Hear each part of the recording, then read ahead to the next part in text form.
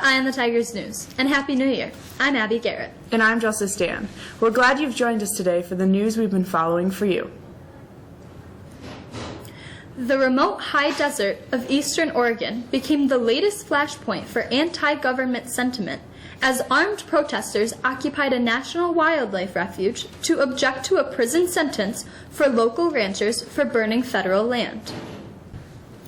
Ammon Bundy, the son of a Nevada rancher Cliven Bundy, who was involved in a 2014 standoff with the government over grazing rights, is among the people at the headquarters of a national wildlife refuge. Bundy and other militia members came to Burns last month, a small town about 280 miles southeast of Portland, Oregon. They were upset over the looming prison sentences for local ranchers Dwight and Stephen Hammond.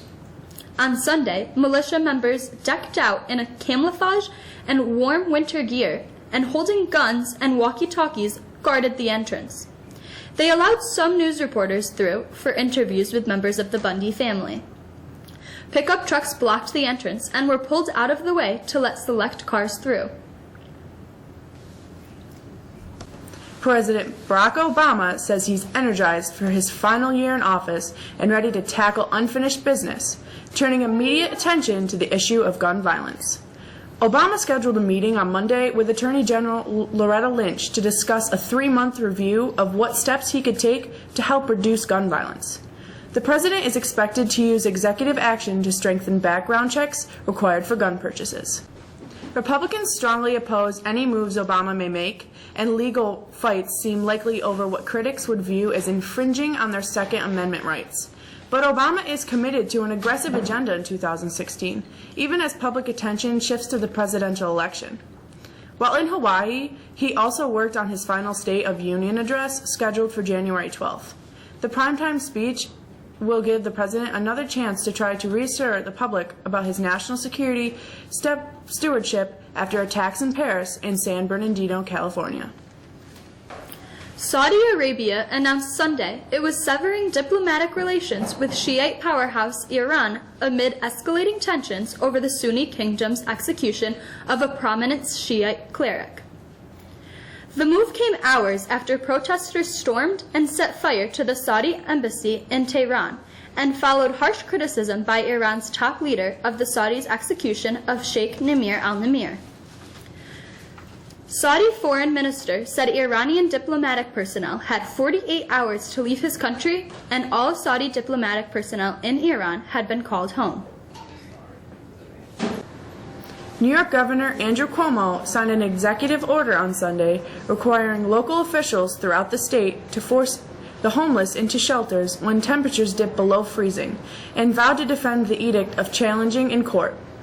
The order, which takes effect on Tuesday, requires social service agencies and police to move homeless individuals into shelters against their will if necessary, when the temperature is at or below 32 degrees Fahrenheit. New York and other big U.S. cities have long wrestled with the dilemma of dealing with homeless people who refuse to be taken into shelters, even in the most bitter cold. Many of them fear falling victim to crime in the shelters.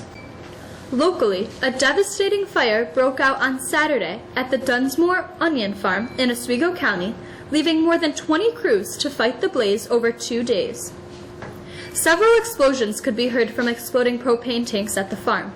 The fire raged for several hours and could be seen from miles away, according to eyewitness reports. No injuries have been reported. It's believed that the building on fire was a warehouse on the farm. The fire is on the 8,000th block of New York 104, which has been closed for part of the day as firefighters continued to battle the fire.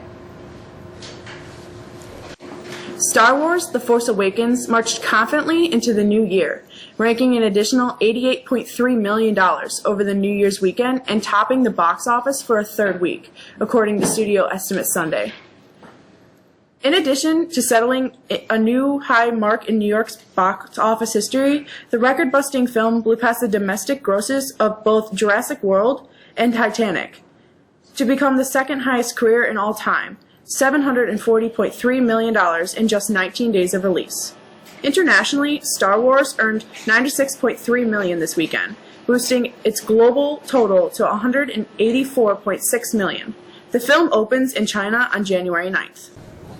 We woke up to the coldest temperatures since last February. How long will it last? Here's Brianna with the forecast.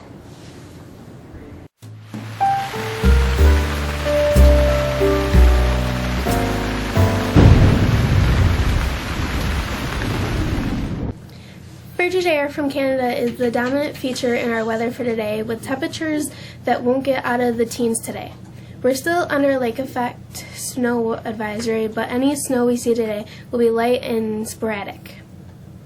More moderate temperatures come in for Tuesday with some peaks of sunshine before some warmer weather returns from the rest of the week. We'll be in the upper 30s for the Wednesday and will inch towards 40 for Thursday and Friday. Each of these days will be dry. That's the forecast. I'm Bree. The Buffalo Bills upset the New York Jets yesterday, ending the Jets' chances of making the playoffs. Here's Alexis with the sports.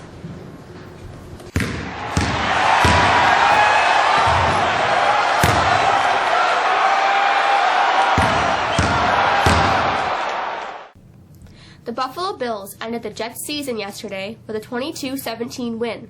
With the loss, second to the Bills this season, the Jets fell one game short of clinching a wild card berth to the playoffs that begin next weekend.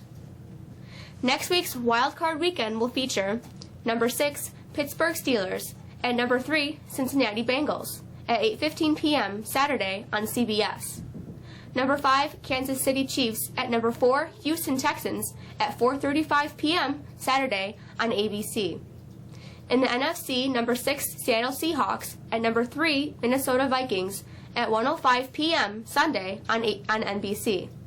Number 5, Green Bay Packers, and number 4, Washington Redskins, at 4:40 p.m. Sunday on Fox.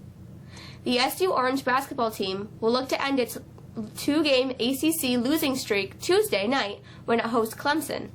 The Orange have dropped its first 2 conference games on the road to Pittsburgh last week and then Miami over the weekend. Mexico's swimming and diving took a big step, or stroke, as it headed toward being one of the top programs in the area over the break when they captured the 3rd annual Jim Dewitt Tough as Nails Invitational with a total score of 408 points on Saturday at Palmyra High School. The Tigers' Dan Mullen took first place in the 500 freestyle with a time of 5 minutes and 2.3 seconds. Mexico also captured the 200 freestyle relay. That's it for sports. I'm Alexis. The new year brings a new calendar. This week, the boys basketball team resumes league play as they travel to Cortland, while the girls team hosts Cortland. On Wednesday, the wrestling team heads to JD, while the swimming and diving team hosts Pulaski on Friday. Also on Friday, the boys basketball team hosts Whitesboro. Next week begins Spirit Week at the high school, sponsored by Student Council. Several events are planned, including dress-up days and a pep rally scheduled for Friday the 15th. And finally, some bus change information from the district. Starting January 4th, there will be some bus changes at the middle school and high school 2:45, 3 o'clock bus run. There will no longer be a bus 60. Please make sure if your child rides bus 60 to check what the new bus will be. At the high school, new bus schedules will be posted by the gym and cafeteria entrances, as well as the vice principal's office. That's all for us. We hope you've had a great start to the new year. Please join us again tomorrow for Eye on the Tigers News. For the staff, I'm Justice Dan. Have a great day. You almost said it.